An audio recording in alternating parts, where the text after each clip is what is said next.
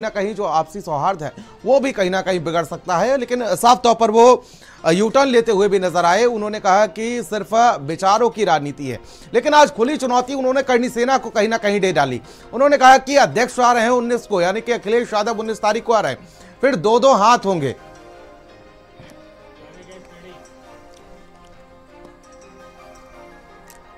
तो देखिए जिस तरीके से आज एक बयान सोशल मीडिया पर तेजी से वायरल हो रहा है रामजी सुमन का,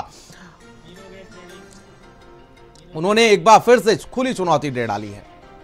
और चर्चा कर लेते हैं। हमारे साथ मेहमान हमारे जुड़ चुके हैं, रत्नाकर सिंह जी हमारे साथ जुड़ चुके हैं, कर्नल शरण सिंह जी हमारे साथ जुड़ चुके हैं, और साथ ही साथ दुर्गेश सिंह दीपू हमारे साथ जुड़ चुके हैं, करणी सेना के अध्यक्ष हैं, प्रदेश अध्यक्ष हैं, हमारे साथ जुड़ चुके हैं। दीपू जी, शुरुआत आपसे ही कर लेता हूं कि क्या आप 19 तारीख के लिए तैयार हैं? क्योंकि आप तो रण छेड़ ही रहे थे उनके खिलाफ, और अब साफ तौर पर उनकी तरफ से भी रण को लेकर कह दिया गया कि 19 तारीख को दो हाथ होंगे। जैसे कि वो बता रहे हैं कि करणी सेना क्या है हम नहीं जानते, या कुछ भी बोल रहे हैं करणी सेना के विषय में, तो वो अभी देख चुके हैं। उनके जिले में, उनके घर के सामने तक करणी सेना पहुंच चुकी है, और उनके सपने में भी आ रही होगी करणी सेना क्या है। सिर्फ वोट बैंक की राजनीति करने वाले सुमन जी दंगा भड़काने का काम कर रहे हैं, जात विशेष बांटने का काम कर रहे हैं। और मैं खुद ललकार रहा हूं। अभी तो तुम ये बोल रहे हो, अभी सुरक्षा मांग रहे हो कोर्ट से, हाई कोर्ट से आपने सुरक्षा की गुहार लगाई है, और मैं फिर कहना चाहता हूं, लेकिन आप लोग ऐसा क्यों कर रहे हैं कि वो उनको सुरक्षा मांगनी पड़ जा रही है? हम लोगों ने कोई ऐसा कुछ नहीं किया। हमने कहा कि हमारे महापुरुषों को आपने जो है जिस तरह से, आप कुछ नहीं कह रहे हैं, आप कह रहे हैं कि जीभ काट लेंगे, कान काट लेंगे, नाक काट लेंगे। किसी के महापुरुषों को गाली दी जाएगी तो क्या तो आप नाक कान काट लेंगे? किसी की अगर महापुरुषों को गाली दी, संविधान जैसी चीज भारत में कुछ है नहीं है। संविधान को हम लोग मानने वाले व्यक्ति हैं। संविधान से हम लोग, संविधान में लिखा है कि कोई गाली दे तो आप नाक कान काट लेंगे। वो बराबर नाक कान काटने की बात कर रहे हैं, वो बराबर ललकार रहे हैं। आप लोगों को ये नहीं दिख रहा है किस तरह बोल रहे हैं? उन्होंने कब कह दिया कि करणी सेना के नाक कान काट लेंगे? अरे ललकार तो रहे हैं लड़ने के लिए। चलिए मैं आपके पास आऊंगा, एक बार चर्चा में सभी को ले लेता हूं। कर्नल शरद जी, आखिर ये बयान कैसे हो गए? किस तरीके से वो कह रहे हैं कि सबसे पहले मैं उस बयान का बिल्कुल भी समर्थन नहीं करता हूं जिस तरीके से उन्होंने राणा सांगा को गद्दार बताया था राज्यसभा में, और उसके बाद अब ये जो कल अंबेडकर जी की जयंती का कार्यक्रम था, संविधान के निर्माता बाबा साहब डॉक्टर भीमराव अंबेडकर की जयंती, और उस दौरान कार्यक्रम में शामिल हुए और उसी दौरान संविधान विरोधी बात कर डाली। उन्होंने कहा कि दो हाथ हो जाएंगे। अखिलेश यादव को आने दीजिए, 19 तारीख को आ रहे हैं। देखिए ऐसा है, हाँ। मुझे लगता है देश के गृह मंत्री को उत्तर प्रदेश का लॉ एंड ऑर्डर का दायित्व अब अपने हाथ में ले लेना चाहिए। जिस उत्तर प्रदेश में अमिताभ यश जी की एसटीएफ पैर में गोली मारती है और पाताल से ढूंढ के इनकाउंटर करती है, और कोई भी गलती होने में 24 घंटे के अंदर नोटिस के बाद मकान गिरा देती है बुलडोजर से, तो फिर जो लोग कह रहे हैं जुबान काट लेंगे, गर्दन काट देंगे, गोली मार देंगे, उनको क्यों नहीं ढूंढ पा रही? क्योंकि हमारा अपना मानना है ये सब भारतीय जनता पार्टी का प्रायोजित सारा नाटक है, और ये कहीं ना कहीं दबे कुचले पीढ़िए समाज को दबाने ये शुरुआत बीजेपी की तरफ से की गई थी क्या कर्नल साहब? ये बयान भी बीजेपी की तरफ से दिया गया था क्या? मैं तो सीधा सवाल कर रहा हूँ कि जो लोग गर्दन काटने की, गोली मारने की धमकी दे रहे हैं, पुलिस अभी तक उनको ढूंढ क्यों नहीं पाई है? उनके पैर में गोली क्यों नहीं मारी है? उनका मकान क्यों नहीं गिराया? तो जब कानून व्यवस्था उत्तर प्रदेश की अब मुख्यमंत्री के हाथ में नहीं रही है, सर, जब सांसद जैसे लोग, जब प्रतिनिधि ही ऐसा बयान देंगे, जब भड़काऊ भाषण देंगे, उसको लेकर क्या कहना चाहेंगे? मैं इसके बारे में क्या कहूं? इन्हीं ने, जो हमारे साथी यहाँ बैठे हुए हैं, इन्हीं ने बयान दिया था कुछ दिन पहले आपके पोर्टल पे कि 4000 से ज्यादा लड़कों के साथ ही उनके घर के सामने पहुंचे थे, और जिस तरीके से तोड़ फोड़ के वीडियोस लगातार चले हैं। तो आप ये बताइए, रामजी लाल सुमन ने जब उत्तर प्रदेश की शासन व्यवस्था से प्रोटेक्शन मांगी तो उनको क्या प्रोटेक्शन दी गई है और क्या कानूनी कार्रवाई हुई? ये चाहते हैं कि दबे कुचलों को मारा जाए, कूटा जाए, काटा जाए, गोली मार दी जाए। क्या समाजवादी पार्टी उनके बयान का समर्थन करती है जो उन्होंने राज्यसभा में दिया था? मैंने आपसे अभी तो कहा मुख्यमंत्री को हटाइए और गृह मंत्री को लॉ एंड ऑर्डर की जिम्मेदारी दे दीजिए। सवाल वही है फिर से कि क्या उसका समर्थन करते हैं आप? अच्छा प्रियव्रत जी, एक बात बताइए, जब कानून व्यवस्था आपके साथ ना दे तो क्या आप चूड़ियां पहन के घर बैठ जाएंगे? क्या आप अपनी आत्मरक्षा के लिए? नहीं, मैं उस बयान की नहीं बात कर रहा हूं, जिस तरीके से उन्होंने कहा था कि राणा सांगा गद्दार है जी, मैं उसी के बाद से तो ये पूरा बखेड़ा खड़ा हुआ। अच्छा आप ये बताइए, ये शुरुआत हुई कहां से? चलिए शुरुआत से ही शुरू करते हैं। आप 500 साल 600 साल नीचे तक खोदते हुए चले गए हैं, तो जब आप खोद के निकालेंगे तो बहुत धैर्य से मेरी बात सुनिएगा।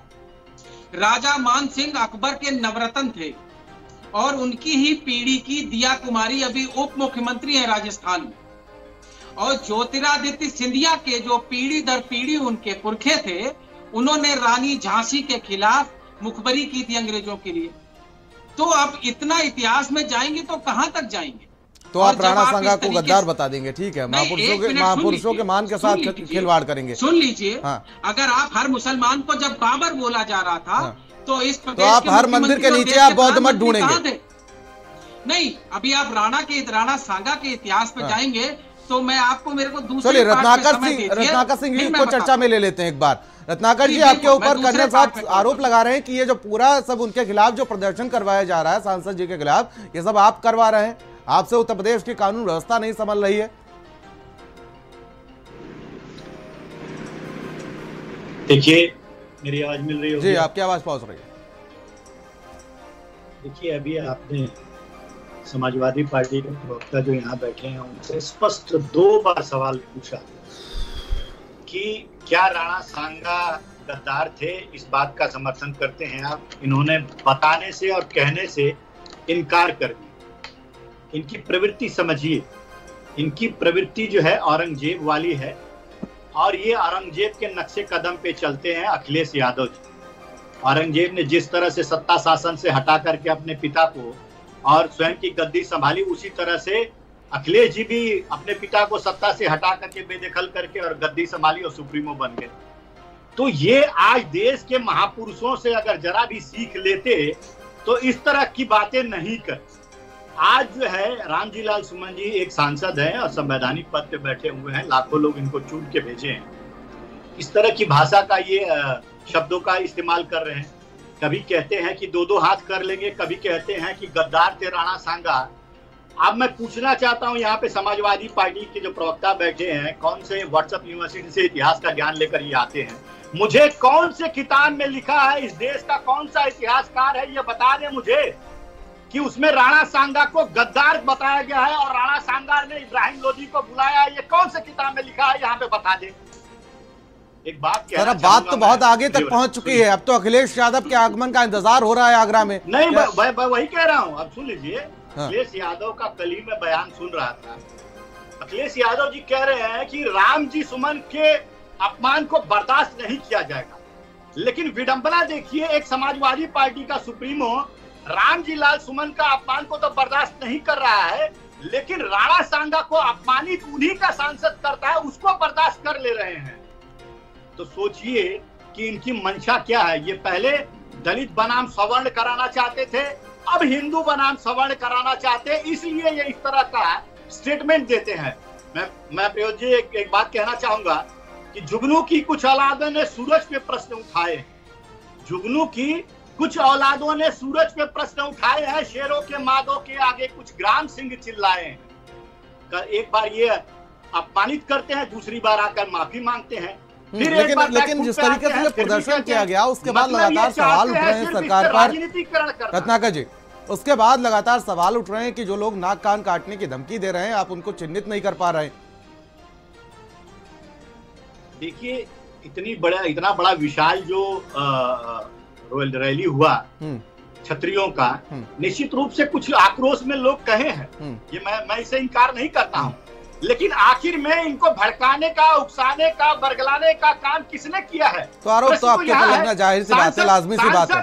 सांसद जैसा व्यक्ति जो गरिमा में पद पे बैठा है, वो इस तरह की बातें करता है और हमारे शूरवीर, मेवाड़ के शूरवीर को जो है गद्दार बताने का काम करता है, लोगों की भावनाओं को भड़काने का काम करता है। ये दलित बनाम क्षत्रिय का ये जो राजनीतिकरण करना चाहते हैं, ये साफ इनकी मंशा दिखती है। और 19 अप्रैल को ये क्या करना चाहते हैं, दो हाथ कौन सा करना चाहते हैं? ये लोगों को उकसाने का काम करते हैं। देखिए प्रियव्रत जी, मैं एक चीज बहुत स्पष्ट रूप से कहना चाहूंगा। इन्होंने जो ये स्टेटमेंट दिया है, ये समाजवादी पार्टी के लिए बहुत बड़ा घातक साबित होगा। एक ऐसा समाज है जो अभी तक समाजवादी पार्टी के नेताजी के नाम से जुड़ा हुआ था, वो अब इनसे छूट जाएगा, अलग हो जाएगा और वो सबक सिखाएगा। लेकिन सवाल उठना लाजमी सी बात है, इस तरीके से नाक कान काटने की धमकी दी जा रही है, उसके बाद चिन्हित न किया गया, ना किसी की गिरफ्तारी। वही संभल में जिस तरीके से जब घटना हुई थी, जब हिंसा हुई थी, तो 3 दिनों में सब मामला रफा दफा कर दिया गया था, वीडियो के आधार पर चिन्हित कर लिए गए थे। और उसके बाद ये तो जाने पहचाने लोग हैं, अध्यक्ष उपाध्यक्ष लोग हैं, और वहां तो अजनबी चेहरे थे, उनको चिन्हित कर लिया गया। चलिए, प्रदेश अध्यक्ष दीपू जी हमारे साथ बैठे हुए हैं स्टूडियो में। दुर्गेश जी, अब तो आपकी राह पर ही समाजवादी पार्टी भी चल चुकी है, वो भी कह रहे हैं कि 19 को आइए, 2-2 हाथ हो जाएंगे। 2-2 हाथ के लिए तो करनी सेना हमेशा तैयार है। अगर कोई क्षत्रिय धर्म को बहुत पहले से, देखिए हमारे पूर्वजों से चला आ रहा है, क्षत्रिय धर्म को कोई ललकारेगा तो हम लोग चूड़ी पहन के घर में नहीं बैठेंगे। आप तो बहुत पहले से तैयार हैं।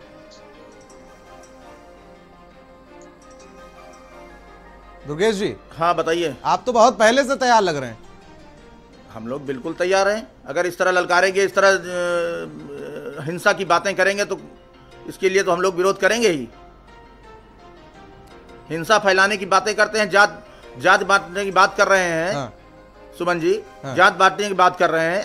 अभी बताइए, यहाँ पे जैसलमेर में हाँ। एक यादव ने एक दलित को मार दिया, कोई बयान आया सुमन जी का? अगर इतने बड़े जो नहीं, एक बात बताइए, अगर वो हिंसा फैलाने की बात कर रहे हैं तो आप क्या कैंडल मार्च लेके पहुंचे थे वहां पर? तलवारें नहीं लहराई गई थी उनके घर के बाहर? आप तो हाथों में कैंडल लिए गए थे कि भैया आप माफी मांग लीजिए। तलवारें कोई लहराई नहीं गई थी। अरे सर, मैं वीडियो दिखा रहा हूं, जरा वीडियो देखिए, वीडियो देखिए जरा। उनके गुंडों ने ऊपर जरा वो वीडियो दिखाइए, जरा फुल स्क्रीन दिखाइए जरा इनको वीडियो, ये तलवारें लहराती हुई। ये तो हमारा, ये तो हाथों में मोमबत्तियां हैं ना, ये तो हमारा जब जयंती मनाया, ये जयंती की फोटोज है भाई साहब, ये घर जाने की फोटो नहीं है। अच्छा, जयंती इतनी बड़ी संख्या में आपने इससे पहले कभी मनाई थी? हनुमान जयंती इतनी बड़ी संख्या में?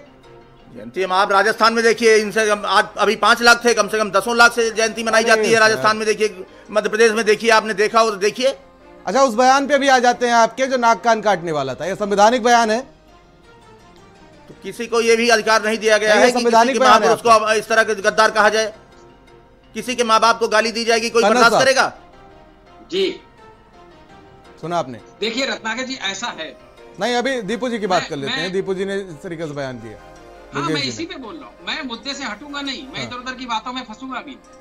मैं बिल्कुल एक कैटेगोरिकल मुद्दों की बात करना चाहता हूँ। मेरे कुछ सवाल हैं, भारतीय जनता पार्टी के साथी ने एक भी सवाल का जवाब नहीं दी, लेकिन जब आपने ये हमारे साथी जो दीपू भाई बैठे हैं, इनके ऊपर प्रश्न किया, तो सबसे पहले मेरा ही एक सवाल है कि आपके स्टूडियो में बैठे हैं, पिछली बार जब ये आए थे तो इन्होंने बोला था कि 4-5 हजार लड़के गए थे वहां पर। मैं नहीं गया था, लेकिन मेरे संगठन के ही लोग थे। तो मैं ये जानना चाहता हूं कि उत्तर प्रदेश की पुलिस ने क्या इनको एक बार भी बुला के इस विषय में कोई पूछताछ की है? क्या जो जांच चल रही है, करनी सेना के किसी कार्यकर्ता की कोई गिरफ्तारी हुई? क्या किसी के अगेंस्ट प्रशासन ने कोई अभी तक एफआईआर की है? क्या रामजी लाल सुमन की जो जान को खतरे को लगातार धमकियां मिल रही, उनको कोई सुरक्षा दी है? क्या जिसने गला काटने का और गोली मारने की धमकी दी है, उसको चिन्हित करके गिरफ्तार करके जेल में डाला गया है? इन सभी सवालों का जवाब ना है, क्योंकि सुन लीजिए, क्योंकि ये भारतीय जनता पार्टी की प्रायोजित सेना है, ये राजतंत्र स्थापित करना चाहते हैं। मैं आपको इतना नहीं, आपके सांसद का बयान जो है वो बड़ा संवैधानिक है, और जिस तरीके से उन्होंने बयान दिया, पहले राणा सांगा को गद्दार बता दिया, और उसके बाद जिस तरीके से वो कह रहे हैं कि 2-2 हाथों में। फिलहाल समय का अभाव है, माफी के साथ आपको रोकना चाहूंगा। बहुत बहुत शुक्रिया हमारे साथ इस चर्चा में जुड़ने के लिए और अपना कीमती समय देने के लिए। तो इस तरीके से बयान दिया गया, राणा सांगा को गद्दार बताया गया, और उसके बाद जिस तरीके से अब एक बार फिर से उनका एक दूसरा बयान वायरल हो रहा है। उन्होंने कहा कि 2-2 हाथ हो जाएंगे 19 तारीख को, और अखिलेश यादव के आने की बस देरी है। चलिए खबरों में आगे बढ़ेंगे, और खबर संभल से सामने आई, जहां पर वक्फ कानून लागू होने के बाद दरगाह पहुंची टीम, तो वहीं जनेटा शरीफ की नाप तौल करने के लिए पहुंचे लेखपाल, जहां पर प्रथम